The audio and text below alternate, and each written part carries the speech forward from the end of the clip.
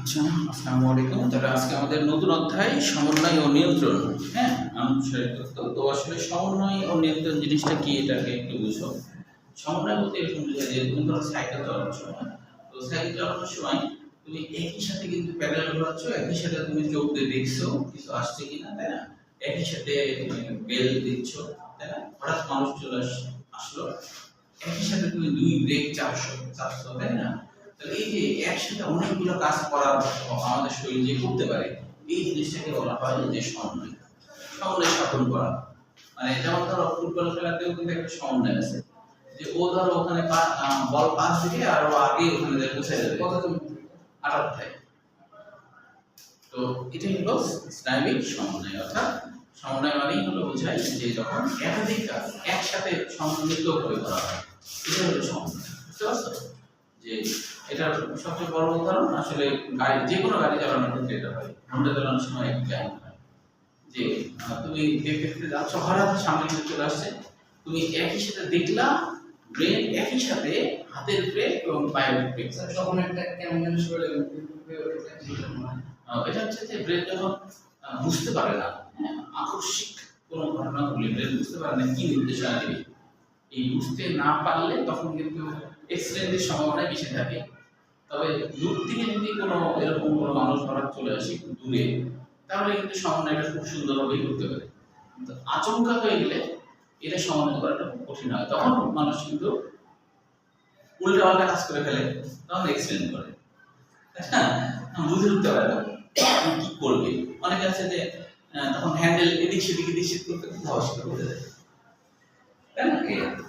তো এখানে আহ, মূলত এইটা জ্ঞানমূলক কোশ্চেনের জন্য করতে হবে। প্রথমে আছে দেখো, ওটিকে সমন্বয় বলে, অর্থাৎ বিভিন্ন অঙ্গতন্ত্রের পারস্পরিক সহযোগিতামূলক কাজের মাধ্যমে দেহের সকল কর্মকাণ্ড সুস্থভাবে সম্পন্ন হওয়ার প্রক্রিয়াকে সমন্বয় বলে। এটা এবার দেখো নিউরন সম্পর্কে এটাও তোমাদের 19 ছিল, এখানে একটু বিস্তারিত আমরা জানবো। দেখো যে নিউরন এখানে এমসিকিউর জন্য আগে দেখি যে কোষদেহের ব্যাস 5 থেকে 120 মাইক্রোমিটার পর্যন্ত হতে পারে। আর কোষ তারপরে হলো এন্ডোপ্লাজম রেটিকুলাম ও মুক্ত রাইবোজোম মিলে নিসল দানা গঠন করে। নিসল একজন বৈজ্ঞানিক, এর পরের পৃষ্ঠায় মনে রাখতে হবে যে এটা একটু ছবি এঁকে আমরা বুঝি। এখানে বোল্ড করা অক্ষরগুলো পড়বা, যেমন ধরো সোয়ান কোষ নির্মিত নিউরোলেমা। নিউরোলেমা মানে আবরণ, নিউরনের বাইরে যে আবরণ, এটা আসলে সোয়ান কোষ দিয়ে গঠিত আবরণ, এটা হলো নিউরোলেমা। তারপরে হচ্ছে যে নিউরোলেমার মধ্যবর্তী স্থানে মাইলিন শীট থাকে। মাইলিন হলো লিপিড জাতীয় একটা আবরণ। তারপরে র্যানভিয়ার পর্ব, এটাও নিউরনে থাকে। কোলেটেরাল শাখা মানে সমান্তরাল বা পাশাপাশি শাখা, এটাও থাকে হলো নিউরনে। সিনাপটিক নোড, এটাও নিউরনে থাকে। একজন লম্বায় 1 মিটারের বেশি হতে পারে। এগুলো ইনসিডেন্ট করবা। আবার এখানে পার্থক্যটা ক্ষয়ের জন্য একজন ডেন্ড্রাইট 3টা করবা, 1 2 7। ছবি আঁকো, ছবি এঁকে আমরা এটা একটু বিস্তারিত জানি। হ্যাঁ,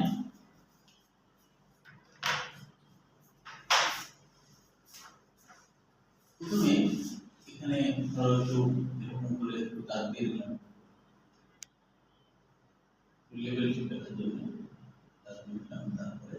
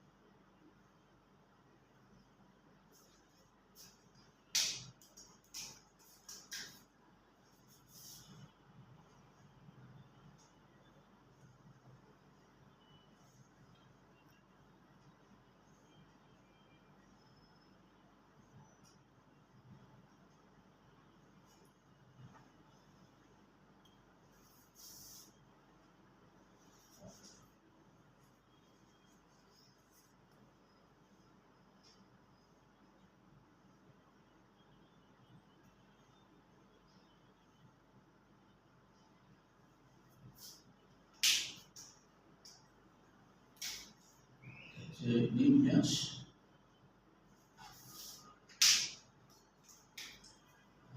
এই হচ্ছে মিসোকার, এছাড়াও সাইটোপ্লাজম আছে, এই বাইরে কিছু আছে।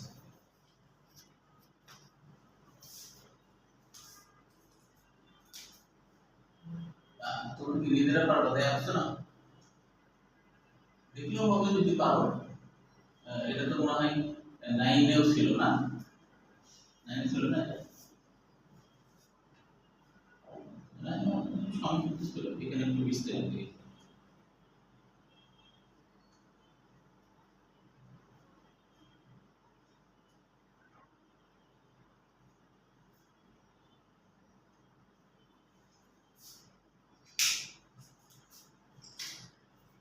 এই জায়গাটাতে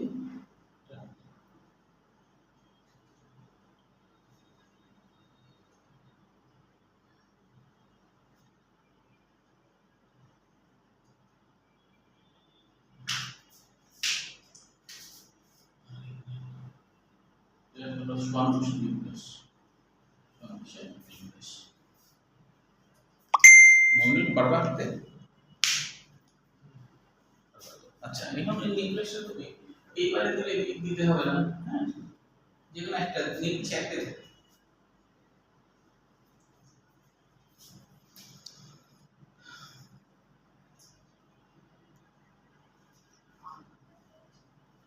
আচ্ছা,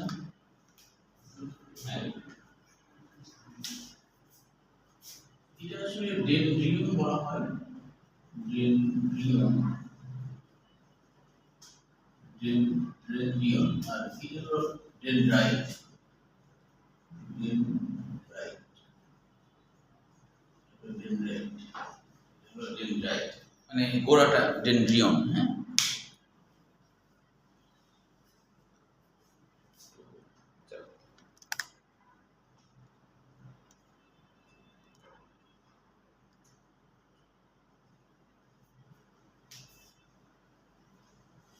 দেখো এটা হলো নিউক্লিয়াস, নিউক্লিয়াস। সবার কি প্রতি বৃহস্পতিবারে বাড়ি দেওয়া লাগছে?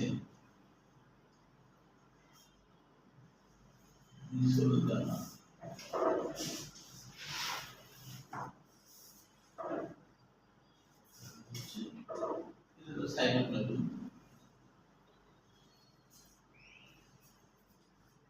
সিরিয়াল করা না, এই সুগার করে তোমাদের বেশি ইয়ে না হয়। এখন দেখো এই ভিতরে এটা গোটাটা আসলে একজন, আর এটা হলো নিউরোলেমা, নিউরোলেমা, নিউরোলেমা হচ্ছে শ্বাসকোষ,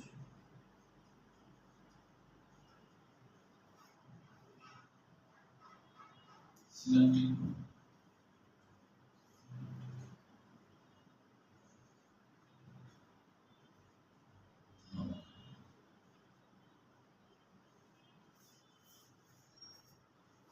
সিনাপটিক, আর লালটা হলো মায়োলিন, শীত, শীত মানে আবরণ, শীত মানে আবরণ, শীত মানে আবরণ।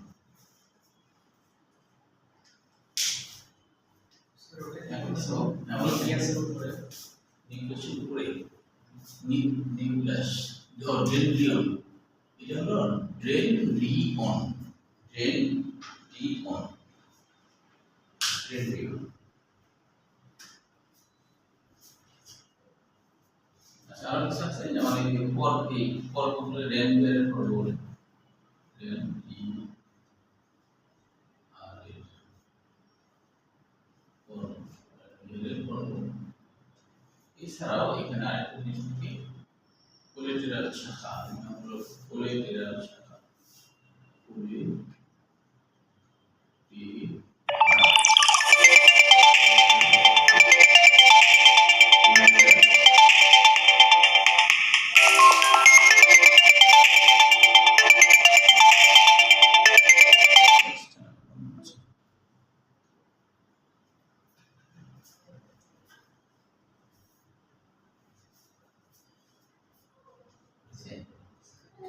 ও আচ্ছা লেখা শেষ করো। কোনটা নাম বলে বলো আমাকে। কোলেটেরাল শাখা মাইলিনশি সোয়ান কোষ। এটা আমাকে টেলোডেন্ড্রিয়ন বলা হয়। টেলোডেন্ড্রিয়ন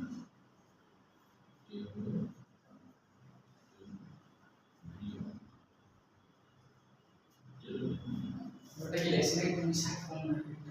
ও এটা হ্যাঁ নিচে ও সিনাপটিক নোড মাঝখানে ও টেলোডেন্ড্রিয়ন এই যে লিঙ্ক করে হয় যে রেনভিয়ার পর্ব কোলেটেরাল শাখা কোলেটেরাল কোলেটেরাল শাখা কোলেটেরাল শাখা কোলেটেরাল শাখা এটা কিন্তু এইভাবে করে দেখা হয়েছিল এই জিনিসটা এই যে এটা সুতার মধ্যে এই পাশে আছে ওই পাশে দুই পাশ থেকে বের হবে ওটা বই নাই দিয়ে দাও একটা বই বই করে হ্যাঁ সঙ্গে দিয়ে দাও কোলেটেরাল শাখা কোলেটেরাল শাখা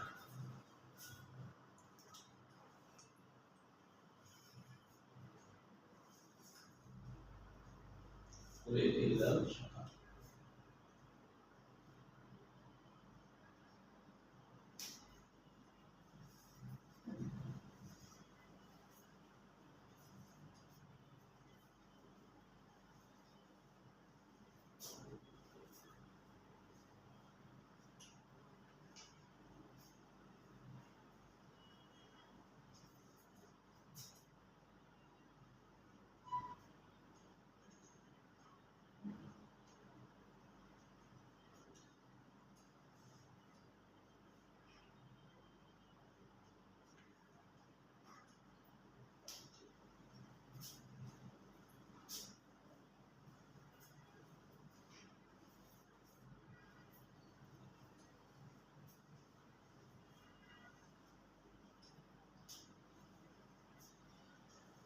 এখন এবার তাহলে হয়েছে তাই না এবার একটু বুঝি আমরা বিষয়টা যে ব্যাপারটা হলো যে এইটাকে কোষ দেহ বলে কিন্তু তাই না এটা একজন বলে মানে বাইরে থেকে এটার নাম কি কোষ দেহ অর্থাৎ এখান থেকে এটাকে বলা হয় কোষ দেহ তো যেহেতু এটা কোষ দেহ তাহলে কোষের বেশ কিছু বৈশিষ্ট্য এর মধ্যে পাওয়া যায় কোষে যেমন নিউক্লিয়াস পাওয়া যায় এটারও নিউক্লিয়াস আছে কোষে এন্ডোপ্লাজমিক রেটিকুলাম আছে মুক্ত রাইবোজোম আছে যেমন এই জিনিসগুলো আমরা যদি খুবই জুম করি তাহলে দেখতে পাবো যে এখানে এন্ডোপ্লাজমিক রেটিকুলাম আছে বেশি জুম করলে হ্যাঁ এবং তার আশপাশে কিছু মুক্ত রাইবোজোম আছে কিন্তু এটা অত জুম করা না ওই লালটা দেখা যায় যে সেখানে কিন্তু এরকম অসংখ্য এন্ডোপ্লাজমিক রেটিকুলাম এবং এই এন্ডোপ্লাজমিক রেটিকুলামের আশপাশে অসংখ্য মুক্ত রাইবোজোম মানে কারোর সাথে লেগে নাই এরকম রাইবোজোম অসংখ্য আছে এই সবটাকে মিলে বলা হয় ডিসোলটা সবটাকে মিলে কি বলা হয় ডিসোলটা ডিসোলটা একজন বৈজ্ঞানিকের নাম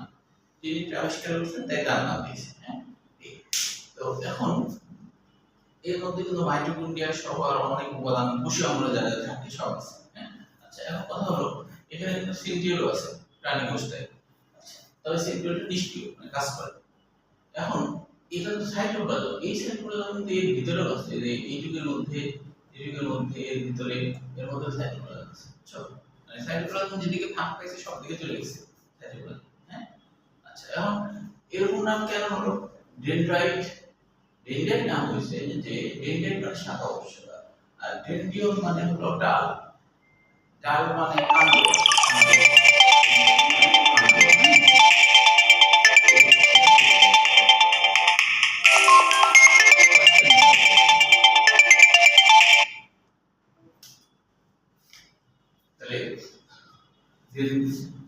ডেনড্রন মানে হলো কাণ্ড আর এই ডেনড্রাইট মানে শাখা প্রশাখা হ্যাঁ শাখা প্রশাখাযুক্ত কাণ্ড তাহলে এটা মানে হলো শাখা প্রশাখা এটা হলো কাণ্ড কাণ্ডের শাখা প্রশাখা এইভাবে বাংলাটা হয়েছে হ্যাঁ এখন কথা হলো নিচের দিকে এসে দেখো নিচের দিকে যে একজন নাম কেন হচ্ছে